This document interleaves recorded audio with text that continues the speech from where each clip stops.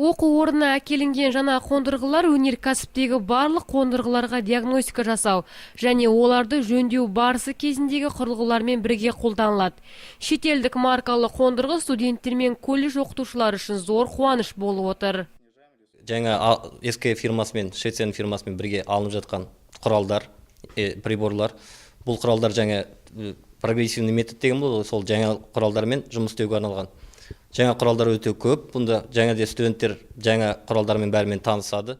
Шараға қаланың өндірістік мекемелеріне мамандар арнайы шақырылған. Заман талабына сай жасақталған қондырғыны колледж басшылығы мемлекеттік грант бойынша сатып алғандарын айтады.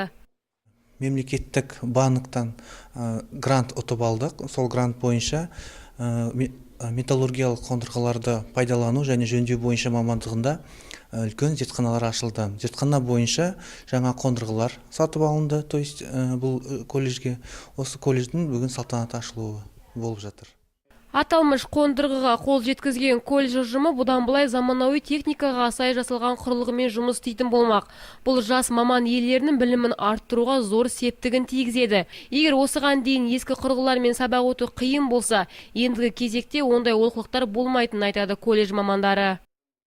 Бұл қондырғылар бойынша барлық техникалық оқушылар жұмыс істей алады, бірақ именно мамандығы ЭМОП, то есть эксплуатация машин оборудования, яғни өнеркәсіптік қондырғыларды пайдалану және монтаждау мамандығына арналған.